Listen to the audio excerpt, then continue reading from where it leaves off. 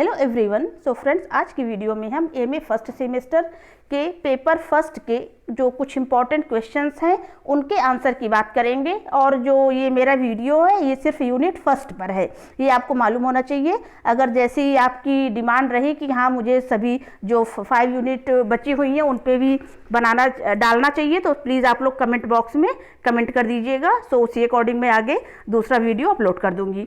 सो जो आपका unit first है ये सोशल और इंटेलेक्चुअल बैकग्राउंड पर है और पेपर का नाम आपका क्या है, English literature 14th to 17th century. तो टॉपिक तो आपको मालूम ही होगा। आइए डायरेक्ट हम लोग क्वेश्चन पे आते हैं। सो आपका पहला लॉन्ग क्वेश्चन बनता है रिनेसा या रिनेसा ह्यूमनिज्म पर। सो क्वेश्चन क्या क्या है, what does humanism mean, explain in terms of modern times and renaissance period. So main आपको पता होना चाहिए कि ह्यूमनिज्म क्या है और what is renaissance, what is humanism और किस प्रकार से रिनेसा ने चेंजेस लाए सोसाइटी में। मतलब what was one way the renaissance change society and what were the causes and effects of renaissance. So आपको क्वेश्चन सिर्फ इस पर एक ही लॉन्ग तैयार करना है। कहने का मतलब 4 क्वेश्चन है, 3 क्वेश्चन है, लेकिन आपको क्वेश्चन सिर्फ एक ही प्रिपेयर करना है। और प्रिपेयर क्या करना है, पहला आपको जो रिनेसा है, रिनेसा की एक डिफिनेशन आप देख लीजिए। सो रिनेसा क्या था, ये एक इम्पॉर्टेंट इवेंट था यूरोपियन हिस्ट्री में और ये कब से कब तक रहा, 14th सेंचुरी से 17th सेंचुरी तक। सो आप लोग पहले थोड़ा इंट्रो डाल दीजिएगा, इसके बाद डायरेक्ट रिनेसा की कौन कौन से कॉजेज रहे हैं उस पर भी ये पॉइंट वाइज मैंने दिया है कि first main cause of renaissance was increase interaction between different culture and societies in the time before and during the start of the renaissance. Next आपका जैसे नेक्स्ट है कि the second main interaction that awkward before that start of renaissance was crusades. इसके बाद main जो causes है वो ये मैंने पैरा चेंज करके डाला हुआ है कि अगला मेन कॉज क्या था, rediscovery of European thinkers of ancient Greek and Roman ideas and text. फिर नेक्स्ट है हमारा मेन कॉज क्या था कि different innovation of the time, उस समय जो अलग अलग इनोवेशन हो रहे थे वो भी रिनेसा का मेन कारण था। अगला क्या था, so another dramatic innovation that led to renaissance was in the artistic style and methods used by renaissance painters. So renaissance painters जो आर्टिस्टिक स्टाइल और मेथड्स यूज कर रहे थे वो भी एक कारण था। सो इस तरह। और फाइनल कॉज क्या था, इम्पैक्ट ऑफ ब्लैक डेथ। सो आप लोग इसको देख लीजिएगा। इसके बाद आपका होता है कि ह्यूमनिज्म क्या है। So intellectual basis of renaissance was its version of humanism. So जो रिनेसा का मेन बौद्धिक आधार क्या था, जो ह्यूमनिज्म का वर्जन था। और ये जो कॉन्सेप्ट निकला है ह्यूमनिज्म का, ये कहाँ से आया है, from the concept of Roman humanitas and the rediscovery of classical Greek philosophy such as that of Protagoras, who said that man is the measure of all things. Okay, so renaissance humanism का मतलब क्या था, renaissance humanism एक intellectual movement था of 15th century. और उस समय renaissance humanism के अंतर्गत जो मेन फोकस था वो किस पर था, ह्यूमन बीइंग पर, ना कि और रिलीजन पर। और जो रिनेसा ह्यूमनिस्ट थे उन्होंने मेन फोकस किस पे दिया है, स्टडी ऑफ ह्यूमैनिटी पे रेदर देन रिलीजियस मैटर्स पे। सो रिनेसा ह्यूमनिज्म क्या था, ये एक प्रकार का रिवाइवल था in the study of classical antiquity at first in Italy, then spreading across Western Europe in 14th, 15th and 17th century. So renaissance humanism एक revival था किस एरिया में, in the study of classical antiquity. सबसे पहले Italy में, उसके बाद ये धीरे धीरे कहाँ फैलता चला गया, वेस्टर्न यूरोप में। ये 14th, 15th और 16th सेंचुरी तक रहा है। अगला देख लेते हैं जो मेन क्वेश्चन बनता है वो क्या है। ये इसमें आपका शॉर्ट भी बन सकता है, ये 200 वर्ड्स का।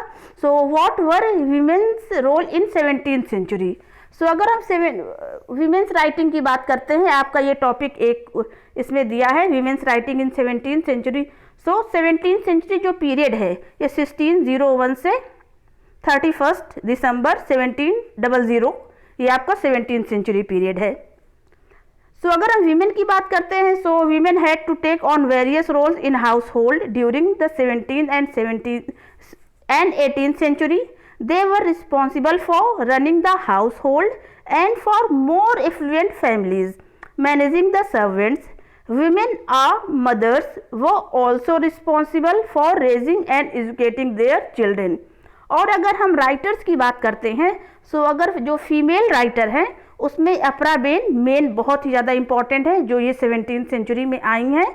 सो आप अपरा बेन के जो कुछ इम्पॉर्टेंट वर्क हैं उनको भी आप डिस्क्राइब कर दीजिएगा। इसके बाद आपका नेक्स्ट क्वेश्चन है, what are the features of restoration period. So restoration period कब से कब तक रहा? 1660 से 1700 तक ये रेस्टोरेशन पीरियड रहा है, और ये रेस्टोरेशन पीरियड ही द एज ऑफ ड्राइडन भी कहा जाता है, क्योंकि इस समय जो मोनार्की थी वो फिर से रिस्टोर हो गई थी। सो इसकी ये रेस्टोरेशन पीरियड का इंट्रो आप लोग देख लीजिए। इसके बाद इसकी मेन कैरेक्टरिस्टिक्स कौन कौन सी है? सोशल एंड पॉलिटिकल कॉन्फ्लिक्ट देखने को मिलता है, और ये जो कुछ राइटर्स के जैसे W.J. लॉन्ग ने क्या कहा है, आप इसके कोट प्लीज उस एग्जाम में वो कर दीजिएगा, अगर आए तो ये क्वेश्चन आता है तो एक दो कोटेशन तो आप लोग प्रिपेयर कर ही लीजिए, कम से कम 2। उसके बाद opening of theatre. So Puritan age में क्या था कि जो थिएटर्स थे वो क्लोज हो गए थे, लेकिन रेस्टोरेशन पीरियड में फिर से जो ऑल द इंस्टीट्यूशन जो थे वो फिर से ओपन हो गए। Rise of neoclassicism. So ये पर्टिकुलर आप लोग पॉइंट वाइज याद रखिए, और इसके फिर अंदर जो भी वो होगा तो एक दो लाइन तो आप लोग इजिली लिख ही लेंगे। अगला है imitation of the ancients, realism, new literary forms.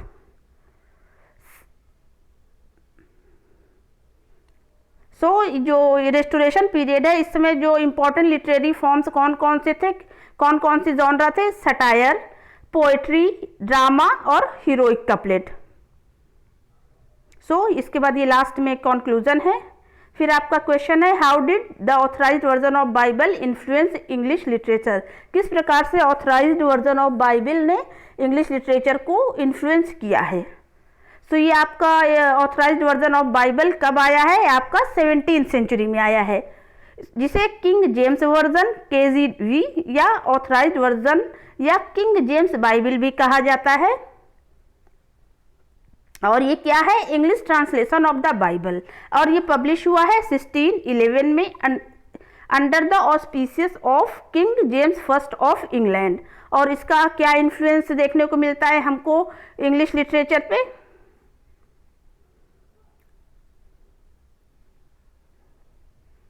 So the influence of Bible spread all over English. जो बाइबल का इन्फ्लुएंस था हमको इसका इन्फ्लुएंस इंग्लिश लिटरेचर के हर फील्ड में देखने को मिलता है। सो बहुत सारे राइटर्स का इसमें डिस्क्रिप्शन दिया हुआ है। सो मैंने जो भी कंटेंट निकाला है नेट से बहुत ही सिलेक्टेड निकाला है, प्लीज़ आप लोग ये सब देख लीजिएगा। सो इतने क्वेश्चंस जो मैंने बताए हैं ये आपके फर्स्ट यूनिट के अकॉर्डिंग है। अगर आपको लगेगा कि हाँ आपको और भी यूनिट्स के ज़रूरी हैं तो मैं आपको मॉर्निंग में अवेलेबल करा दूंगी, लेकिन आप लोग प्लीज़ कमेंट बॉक्स में कमेंट ज़रूर कर दीजिएगा कि अगर आपको अगली 5 यूनिट्स के क्वेश्चंस चाहिए होंगे तो। Okay, thank you so much, see you again.